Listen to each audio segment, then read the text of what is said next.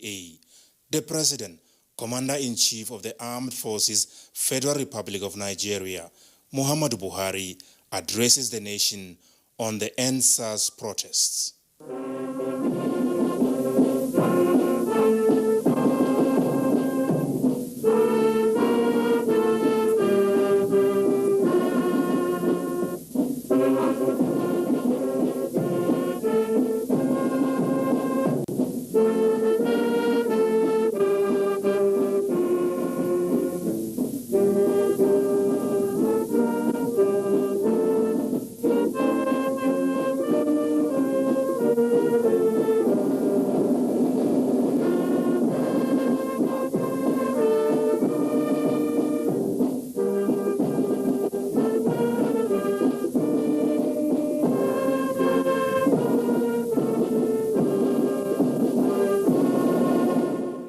Fellow Nigerians, it has become necessary for me to address you, having heard from many concerned Nigerians and having concluded a meeting with all the security chiefs. I must warn those who have hijacked and misdirected the initial, genuine and well-intended protest of some of our youth in parts of the country against the excesses of some members of the now disbanded Special Anti-Robbery Squad, SARS. On Monday, 12th October, I acknowledged the genuine concerns and agitations of members of the public regarding the excessive use of force by some members of SARS. The choice to demonstrate peacefully is a fundamental right of citizens as enshrined in Section 40 of our Constitution and other enactments. But this right to protest also imposes on the demonstrators the responsibility to respect the rights of other citizens and the necessity to operate within the law. As a democratic government, we listened to and carefully evaluated the 5-point demands of the protesters. And having accepted them, we immediately scrapped SARS and put measures in place to address the other demands of our youth. On approving the termination of SARS, I already made it clear that it was in line with our commitment to the implementation of extensive police reforms. Sadly, the promptness with which we have acted seemed to have been misconstrued as a sign of weakness and twisted by some for their selfish, unpatriotic interests. The result of this is clear to all observers. Human lives have been lost, acts of sexual violence have been reported, 2 major correctional facilities were attacked and convicts freed, public and private properties completely destroyed or vandalized, the sanctity of the palace of a peacemaker, the Oba of Lagos, has been violated. So-called protesters have invaded an international airport and in the process disrupted the travel plans of fellow Nigerians and our visitors. All this executed in the name of the Endsars protests.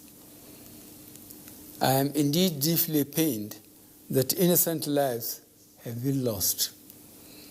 These tragedies are uncalled for and unnecessary. Certainly, there is no way whatsoever to connect these bad acts to legitimate expression of grievance of the youth of our country. The spreading of deliberate falsehood and misinformation through the social media in particular, that this government is oblivious to the pains and plight of the citizens is a ploy to mislead the unwary within and outside Nigeria into unfair judgment and disruptive behavior. On the contrary, both our deeds and words have shown how committed this administration has been to the well-being and welfare of citizens, even with the steadily dwindling revenues and the added responsibilities and restrictions due to the coronavirus pandemic. Government has put in place measures and initiatives principally targeted at youth, women, and the most vulnerable groups in our society. These included our broad plan to lift 100 million Nigerians out of poverty in the next 10 years, the creation of 75 billion Naira National Youth Investment Fund to provide opportunities for the youth and the micro, small, and medium enterprises survival fund, through which government is A, paying 3 months' salaries of the staff of the 100,000 micro, small, and medium enterprises. B, paying for the registration of 250,000 businesses at the Corporate Affairs Commission.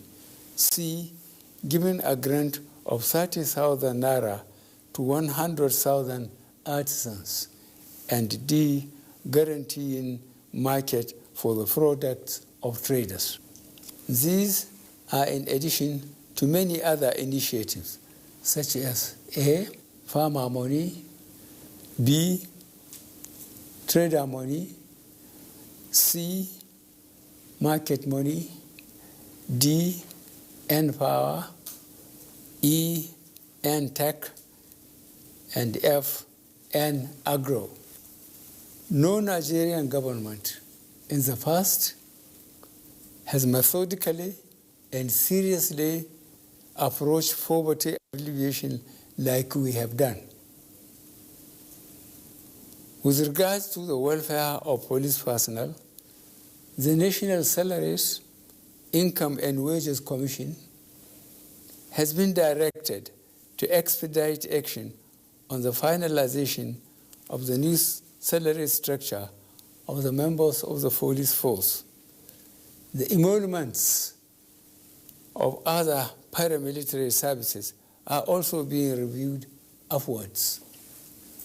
In order to underscore the importance of education in preparing youth for the future, this administration has come up with a new salary structure and other incentives for our teachers. Let me, at this point, reaffirm the federal government's commitment to preserving the unity of this country. We will continue to improve good governance and our democratic process, including through sustained engagement. We shall continue to ensure that liberty and freedom, as well as the fundamental rights of all citizens, are protected.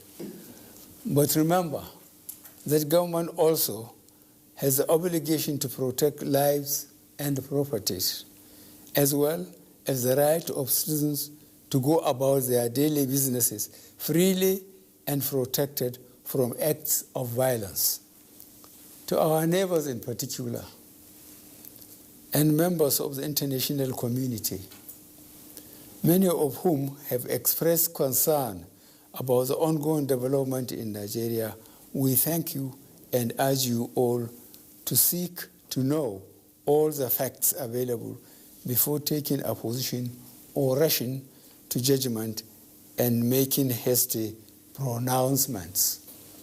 In the circumstances, I would like to appeal to protesters to note and take advantage of the various well-thought-out initiatives of this administration, designed to make their lives better and more meaningful, and resist the temptation of being used by some subversive elements to cause chaos with the aim of truncating our nascent democracy. For you to do otherwise will amount to undermining national security and the law and order situation. Under no circumstances will this be tolerated. I therefore call on our youth to discontinue the street protests and constructively engage government in finding solutions. Your voice has been heard loud and clear, and we are responding. And I call on all Nigerians to go about their normal businesses and to enjoin security agencies to protect lives and properties of all law-abiding citizens without doing harm to those they are meant to protect. Let me pay tribute to officers of the Nigeria Police Force who have tragically lost their lives in the line of duty. I would like to thank those state governors, traditional and religious leaders who have appealed for calm and restraint. I also thank youth leaders who have restrained their followers from taking the law into their hands. This government respects and will continue to respect all the democratic rights and civil liberties of the people, but it will not allow anybody or groups to disrupt the peace of our nation. Thank you all. God bless the Federal Republic of Nigeria.